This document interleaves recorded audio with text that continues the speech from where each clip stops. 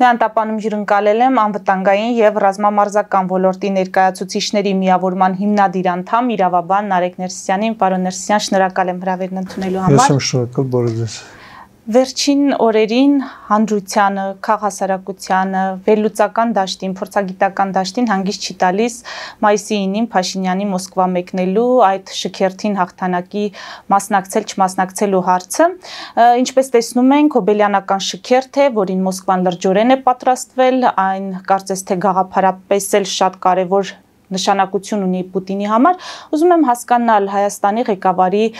մասնակցությունը այդ շքերթին որքանով է նպատակահարմար, որքանով կարող է բխել Հայաստանի շահերից ձեր դիտարկումները, որոնք են այս թեմայի հետ կապված։ Հայաստանի շահերի հետ կապված մեկ բան կարող է լինել հավանական պայմանագրի ստորագրումը, որի անունը դրել են խաղաղության պայմանագիր, եւ ըստ երևույթին այս վարկածն է նաեւ որպես այդպիսին շրջանառ, որ հնարավոր է, որ Մոսկվայում մայիսի 9-ին այդ խաղաղության պայմանագիրը կնքվի։ Բայց եթե ընդհանուր առմամբ տեսնենք ցուցակը, թե ովքեր են լինելու այդ շքերթին եւ ովքեր են հրաժարվել, ճիշտ է, վերջին պահին Չինաստանի ղեկավարը հաստատեց, որ լինելու է, սակայն չեն հաստատել մի քանի երկրներ, նաեւ այդ թվում եվրոպական որոշ երկրներ փակել են, ասենք, նույն Սլովենիա, եթե չեմ սխալվում, օդային տարածքը, ինչպես նաև Սերբիայի հետ կապված խնդիրներ առաջացան եւ երևում է, որ սա իզոլացված ղեկավարների հանդիպում է, հա, եթե կարելի է այդպես բանանել, բայց այստեղ նաև խնդիրը անվտանգության հարցն է, թե ինչպիսի անվտանգություն է ապահովելու, եթե անգամ ուկրաինական կողմին հաջողվի թեկուզ շքերթը ինչ-որ ժամանակով խափանել, ապա սա արդեն կլինի որպես, այսպես ասած, պրոպագանդիստական, հա, ինքը հաղթանակ, որովհետև քարոզաշա բառը բանանենք, օգտագործենք, այս տեղեկատվական պայքարում սա առելի նշանակություն կունենա, պատկերացրեք ուղիղ եթերում հանկարծ ղեկավարները մի պահ անհետանան կամ տանեն անվտանգության։ Մանավանդ որ Զելենսկին հայտարարում է այդ մասին, այո, որ երաշխավորել չի կարող անվտանգություն։ Մոսկվայի վրա հիմա կենտրոնացած են, այսօրվա նաև գրողը ցույց տվեց, որ Մոսկվայի վրա ամբողջությամբ կենտրոնացած է անվտանգության հոպը եւ անվտանգության հետ կապված մյուս, ասենք, օդային միջոցները։ Եվ այս առումով չեմ կարծում, որ հնարավոր կլինի հասցնել մինչև, ասենք, անօդաչուները կամ որևէ այլ խոցող բան կենտրոն Մոսկվայի հրապարակ, բայց խափանել ես չեմ բացառում, իսկ սա արդեն իսկ դիտել է, որ Հայաստանի ղեկավարը այդ միջոցառմանը այդ կազմով եւ խափանվող տեղեկատվական, այսպես ասած, ուկրաինական տեղեկատվական հաղթանակի մաս կկազմի, իմ համար կոնկրետ ընդունելի չէ, որովհետև այսպես թե այնպես մենք տարբեր կարծիքների մի բան պարզ է, որ այս պայդրությամբ ուկրաինական կողմը պաշտպանվող է, իսկ գրողող կողմը եւ խաղաղությունը խախտող կողմը Ռուսաստանն է։ Եվ միանշանակ է, որ անգամ խաղաղության պայմանագիրը, եթե անգամ Ռուսաստանում կնքվի, մայիսի 9-ի դրությամբ այն օրը, երբ որ մենք ըստ էության ունեցել ենք եռատոն, սա էլ մեկ այլ բարոյական եւ արժանապատվության հարց կարող է լինել։ Եվ ես ընդհանրապես չեմ էլ ուզում պատկերացնել, որ այդ օրը հանկարծ այդ պայմանագիրը կնքվի, որովհետեւ ոչ թե որ այն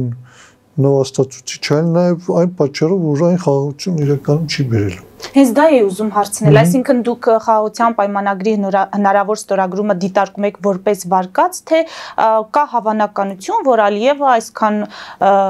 ռետորաբանությունից, այս քաղաքականությունից հետո կգնա Մոսկվա եւ իսկապես խաղաղության պայմանագիր կստորագրի Հայաստանի հետ։ Ես դիտարկում որպես հավանական վարկած, որովհետև սա կլինի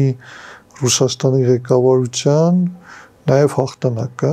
ինչ-որ առումով, որ ցույց կտա, որ դերևս ինքը ազդեցություն ունի տարածաշրջանում եւ այդ ազդեցության թելադրողներից մեկն է։ եւ պարզ է, որ բոլորը խոսեն նրա մասին, որ սա կոնկրետ Պուտինի հաղթանակն էր։ Այլ կերպ սա չի կարող մեկնաբանվել, էլի թե Ադրբեջանի պարտություններ, թե Հայաստանի հետ կապված որոշակի արժանապատվության հետ կապված եւ խաղաղության կոչված պայմանագրի կնքումը ինչ հետևանքների կբերի, սա Ռուսաստանի ղեկավարության ընդհանրապես այս բանը չի հետաքրքրում։ Եթե ողջամիտ կասկած կա, ապա այո, կարող է լինել տվյալ պայմանագրի ստորագրումը նաև մայիսին։ Այսինքն ձեր տպավորությամբ Հայաստանի իշխանությունները խնդիր չունեն Մոսկովյան հարթակում խաղաղության պայմանագիր ստորագրելու հետ։ Գիտեք, Հայաստանի իշխանությունները ունեն ընդհանրապես ինստիտուցիոնալ խնդիր։ Նախ ոչ մեկ չգիտի, չի կարող հասկանալ մայիսի 9-ին խոցվելու է Կարմիր հրապարակը, թե ոչ։ Ես սա ենթադրում եմ այսօրվա ընդամենը հոպի աշխատանքից, կապի անջատումից, որտեղ որ տելեգրամյան ալիքները հաղորդում էին, ցույց էին տալիս, ես ենթադրում եմ, որ ամբողջ ռուսական հզորությունը մղված է լինելու Կարմիր հրապարակը պաշտպանելու։ Բայց ինստիտուցիոնալ առումով մենք անգամ չունենք այն հետախուզական եւ հակահետախուզական մարմինները, այդպես էլ չհաջողվեց ստեղծել, ինչու, որովհետեւ վերջերս ես կարդացի հակահետախուզության, այսպես ասած, բաց տեղեկատվությունը, որը որ ուղղված էր հանրությանը, դա հասկանում ես, որ այնտեղ աշխատանք չի կատարված, էլ ընդհանուր առմամբ չի համապատասխանում ոչ մի չափորոշիչի, ամբողջովին ենթադրությունների դաշտից էր, ինչպես ես եւ դուք նստենք եւ սկսենք ենթադրել ինչ-որ մի բան բաց աղբյուրներին հիմնվելով, հա։ Հակահետախուզությունը ինչ-որ մի չափով կամ արտաքին հետախուզությունը պետք է տարբերվի մեր ունեցած վերլուծությունից եւ մեր ունեցած տեղեկատվությունից։ Եվ այս առումով մենք չգիտենք էլ արդյոք իրականում սա անվտանգ է, անվտանգ չէ։ Արդյոք նպատակարար է գնալ ստորագրել կամ չստորագրել մայիսի 9-ին, ինչ հնարավոր ազդեցություն կարող ունենալ հանրության վրա, հանրային հոգեբանության վրա, սոցիալական իրավիճակի վրա, սոցիալ-հոգեբանական ավելի ճիշտ։ Եվ այս առումով իրականում Հայաստանի Հանրապետությունը ինստիտուցիոնալ առումով խնդիր ունի եւ միշտ մենք ընտրում ենք անձերի եւ սա է պատճառը, որ անձը գալիս է ղեկավարման եւ ցանկություն չի հայտնում, ցանկություն չի դրսևորում քաղաքական կամ ինստիտուտներ, իրական ինստիտուտներ ստեղծելու կայացնելու համար։ Որպես իրավաբան, պարոն Ներսիսյան, հարցս հետեւյալն է, խորհրդարանական երկրում խորհրդարանի ղեկավարը արձանագրում է, որ Ռուսաստանը այդ թվում մեծ ֆինանսական միջոցներ է ներդնում Հայաստանի դեմ հիբրիդային պատերազմ տանելու ուղղությամբ, նաև ասում է, որ հայկական իշխանություններին, գիտեք, պատերազմի մեջ հրահրող երկրորդ նախագահը ռուսական շպիոն է։ Նման արձանագրումների պայմաններում իրավական կամ օրենքի երկրում ինչ հետևանքներ պետք է, ինչ գործողություններ պետք է հետևեին այս արձանագրումներին։ Եվ եթե չկան, մենք ինչ ենթադրություններ կամ ինչ եզրահանգումներ անենք որպես հանրություն, հասարակություն։ Դուք կրկին գալիս եք, ստացվեց տրամաբանական հաջորդականությունը ձեր հարցը, եկանք էլի ինստիտուտների հարցին, հա։ Նախ չափազանց ինչպես ձևակերպեմ, որ չվիրավորեմ որոշ մեկին, քաղաքական գործի, քաղաքական այրի ասելիք չէ, ինչ որ ասել է պարոն Սիմոնյանը, որովհետև նախ սրանից հետևում է մեկ բան, որ չի գիտակցում, որ Հայաստանի Հանրապետության սահմանադրությունությամբ նախագահից հետո բոլորը մտկարծում են, որ հա վարչապետն է առաջինը, գլուխը իրականում Հայաստանի Հանրապետության գլուխը Հայաստանի Հանրապետության նախագահն է, երկրորդը անձը ազգային ժողովի Հայաստանի Հանրապետության ազգային ժողովի նախագահն է, երրորդը նոր գալիս է վարչապետ, այսինքն գործադիր իշխանության ղեկավարը։ Եվ հետևաբար երկրորդ քաղաքական այրի այսպիսի խոսույթը, որից հետո ընդհանրապես ոչ մի գործողություն կամ դրանից առաջ որևէ գործողություն չի կատարվել, խոսում է նրա մասին, որ դու չես տիրապետում քո ուժային կառույցներին։ Այսինքն դու խոսում ես մի բանի մասին, որի մասին պետք է խոսեր օրինակ ԱԱՑ-ն։ Սա ԱԱՑ-ի հայտարարելիքն է։ Եվ հետո ինչ է նշանակում շպիոն։ Շպիոնները, երբ որ օտարերկրյա քաղաքացին աշխատում է քո երկրի ներսում, երբ որ քո երկրի քաղաքացին է, հա, որոշակի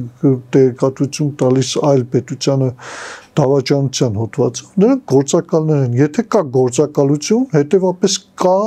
ԱԱՑ-ի կամ հենց նույն արտաքին հետախուզության աշխատանք։ Չկա։ Ուրեմն սա պոպուլիստական վտանգավոր ոչ քաղաքական հանրությանը ուղղված ռեյտինգ բարձրացնելուն ուղղված հայտարարություն էր։ Եվ սա, եթե մենք դիտարկենք, նորմալ է դարել Հայաստանի Հանրապետության համար։ Ժողովուրդը ինչ-որ մի ձև սիրում է այսպիսի հայտարարություններ եւ գնում է այսպիսի հայտարարությունների հետևից։ Եթե դուք ուշադիր տեսնեք, առանձին անձինք, ովքեր որ քաղաքական գործիչներ են, որոշակի ոչ ռեալ իրական հայտարարություններ կատարելու, որի հետևում իրականում առաջին հայացքից տրամաբանական է, սակայն հիմք չկա, բավականին մեծ ռեյտինգ ունեն ու բավականին մեծ դիտումներ են ապահովում։ Եվ ես չգիտեմ, դեռ մենք ինչքան պետք է իրական ծրագրերը, իրական թմերը, իրական քաղաքական համակարգեր ստեղծող որոշակի անձանց խմբերը, ոչ թե անհատները, խմբերը, որովհետև անհատը միշտ ով որ խոսում է, պետք է համահավասար թիմի անդամ լինի։ Երբ որ իրեն հանես, այն մյուս թիմի անդամը կամ թիմի անդամները իրեն լրացնեն, ոչ թե իրեն հանես, թիմը փուլ գա եւ աշխատանքը չկա։ Համակարգեր ստեղծող թիմը պետք է ռեալ ծրագրերը պետք է իրականության մեր համար դառնան նախընտրելի եւ ընտրության էլ այսպիսի նախապատվությունով է պետք գնալ, էլի։ Եվ այս առումով միանշանակ է, որ սա զուտ պոպուլիստական, վտանգավոր, ոչ քաղաքական հայտարարություն է, երևի ինչ-որ ռեյտինգ բարձրացնելու հետ կապված։ Պարոն Ներսիսյան, եթե այդ անպատասխանատու խոսքը Հայաստանի Հանրության կողմից ընկալվում է, մարսվում է կամ ականջահաճո է, բայց մենք նույնը կարող ենք ասել Ռուսաստանի մասով, օրինակ Ռուսաստանում ինչպես են ընկալում այս հայտարարությունները, սրանց հետևանքները։ Դե Զախարովն ասաց, որ սա արդեն անտանելի է դառնում։ Իրականում ինչքան էլ որ մենք հակակրանք ունենանք, չնայած հակակրանքով քաղաքականության մաս չես կազմի, քաղաքականությունը հակակրանքի լավի ու վատի մասին չէ, շահերի մասին է, եւ էականորեն մենք այդպես կազմունքային էլ ունենք, մեր քաղաքականության ընդունում այստեղ Ռուսաստանում իրոք այդպեսին չի։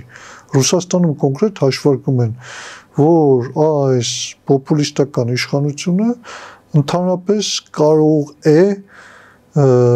վտանգավոր լինել Ռուսաստանի Դաշնության համար եւ պարոն Փաշինյանի մայիսին գնալ չգնալով, այսինքն եթե գնա, արդեն իրենց բարերով ասեմ, պարոն Ալեն Սիմոնյանի ասածը ջրել է, այսինքն գնա թե չգնա, պարոն Սիմոնյանի ասածը հիշում են, էլի ոչ մի բան չի փոխելու այդ առումով։ Եթե թեկուզ գնում է ցույց տալու, որ գիտեք ինչ կա, կարող է մենք իրականում ուզում ենք դաշնակցային հարաբերություններ ստեղծենք։ Բայց եթե դաշնակցային հարաբերություններ եք ստեղծում, դու երրորդ անձը, քաղաքական երրորդ գործոնը սահմանադրության համաձայն գնում ես երկրորդ գործոնը արդեն ինքը մի բան ասել է, որ չես կարող արդեն ասել, գիտեք, սխալվել է։ Եթե սխալվել է, ուրեմն որոշակի քաղաքական պատասխանատվության հասնի։ Եթե չի սխալվել, իրականում գոյություն ունի, արդեն գիտեք ինչ մարդ կայական մակարդակի վրա մոլոկոր ստանալու այդ զզվելու հատկությունն է, որ անդադ 5-րդ շարասյուն, բա ուր է։ Ուր են կոնկրետ գործողությունները, եթե չկան, ուրեմն կամ կան չեն կարող աշխատել կամ չեն ուզում, ուրեմն համակարգը նույնը մնացել եւ չեք փոխել, կամ էլ չկան եւ ձեր ասածը զուտ զրպարտություն է։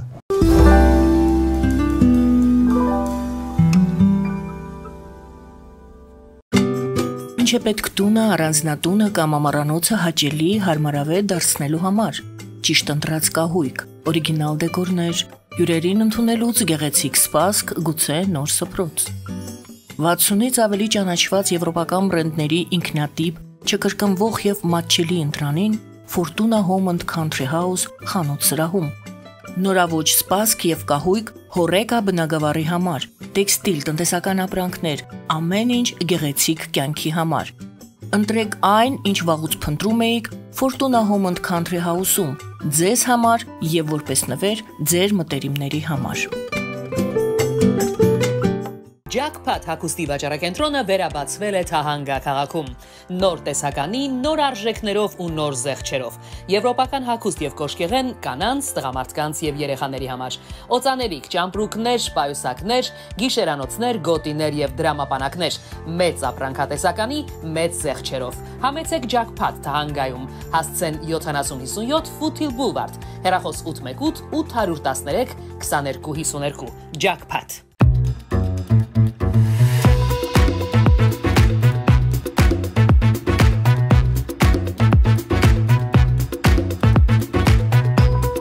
Արարատ ռեստորան, ընտանեկան եւ ընկերական ժամանցի լավագույն հասցե, սիրված արտիստներ, հյուրընկալ մթնոլորտ, հարուստ ճաշացան, անմահական խորտիկներ, Արարատ ռեստորան, հասցեն անփոփոխ, սիրով սպասում ենք ձեզ։ Ավելի քան 11 տարի Աքսիոմետ վնասվածքաբանական վերականգնողական բժշկական կենտրոնում գործում են հենաշարժիչ համակարգի խնդիրների լուծման բոլոր ժամանակակից մեթոդները։ Հասցեի Երևան, Տերյան փողոց 3 շենք, 42 տարածք, հեռախոս 010 522 882, 091 522 882։ Լավագույն պաղպաղակ, բնական, համեղ եւ մատչելի գներով պաղպաղակը կարող եք ձեռք բերել բոլոր հայկական խանութներում։ Պահանջեք հայկական պաղպաղակ, Թամարա պաղպաղակ։ Glendale West Pharmacy, ձեր ուղեկիցը տեղերի աշխարհում։ Ունեք հարցեր, զանգահարեք 818 548 5157 հեռախոսահամարով կամ այցելեք 1109S Glendale Avenue, Glendale CA 91205 հասցեով։ Նոյան տապանի վազող տողում հայտարարություններ տեղադրելու համար այցելեք Երևան Իսահակյան փողոց 28 երրորդ հարկ կամ զանգահարեք 055 50 90 50 +118 967 567 կամ էլ կապվեք կոնտակտ Շնիկ NTM էլեկտրոնային հասցեով։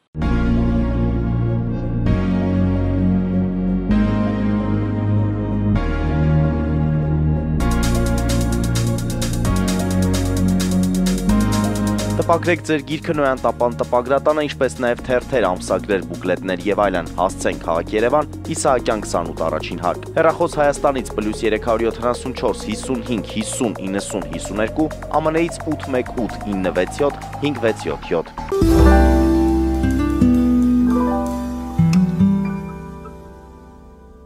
Պարոն Ներսիսյան, Հնդկաստան, Պակիստան այդ հակամարտության սրացման պայմանավորված Հնդկաստանի նախագահը գիտենք, որ չեղարկել է իր այցը այդ շքերթին, ընդհանուր առմամբ հակամարտության հետ կապված դուք ինչ կարող եք ասել, մեծ պատերազմի վտանգը որքանով է հավանական։ Գիտեք, աշխարհակարգի փոփոխության դեպքում շատ դժվար է կանխատեսել, իսկ այսօր աշխարհակարգը փոփոխված է, եթե դա լիներ մի 10 տարի առաջ, ես կասեի Միացյալ Նահանգների ուղիղ միջամտությամբ այն չէր լինի, որովհետև երկու պետությունների վրա էլ մեծ ազդեցություն ուներ։ Այսօր Թրամփը հայտարարում է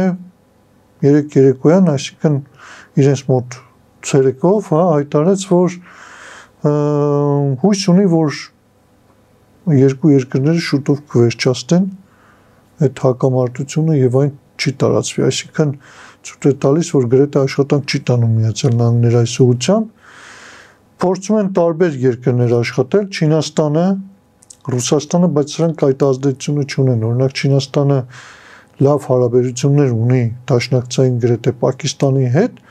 բայց շատ վատ հարաբերություններ ունի Հնդկաստանի հետ եւ միշտ չի կարող հանդիսանալ։ Սա ըստ երևույթին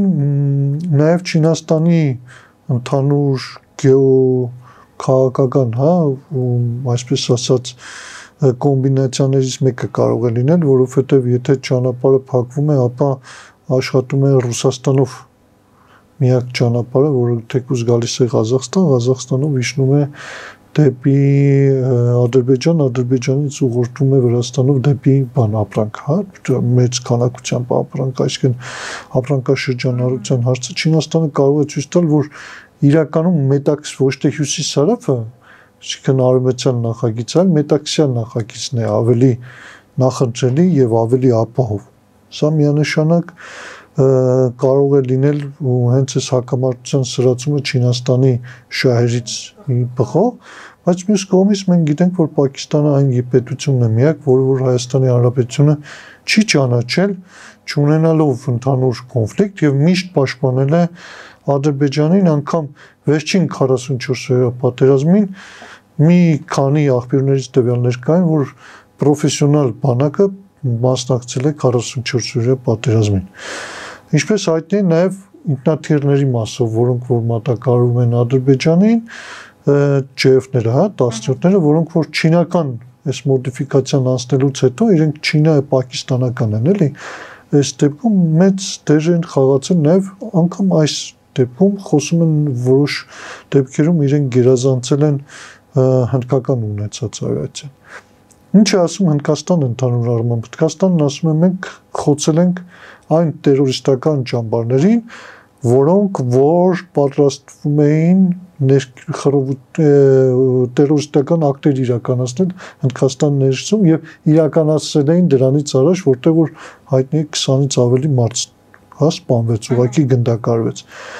Հիմա Պակիստանը խոսում է, որ պատասխան հարվածը լինելու է։ Եթե Պակիստանը հարվածը եղավ եւ այս պահի դրությամբ այս ժամին Պակիստանում տեղեկությունների անվտանգության խորհրդի նիստի նման ժողովը, որ գումարվել է իրանց մոտ, տեղի ունենում, եթե պատասխան հարված եղավ եւ դրան պատասխանեց Հնդկաստանը, միանշանակ ավելի մեծ ծավալի, այո, այստեղ այլ խնդիր է լինելու հետագայում արդյոք սա վերածվելու է միջուկային պատերազմի եւ սա սարսափելի սցենար ուղղակի կարող է լինել, եթե ինչ-որ մեկին թվում է թե մենք շատ հեռու ենք, ապա չէ, մենք բավականին միջուկային զենքի այդ հարվածների եւ ճարագայթների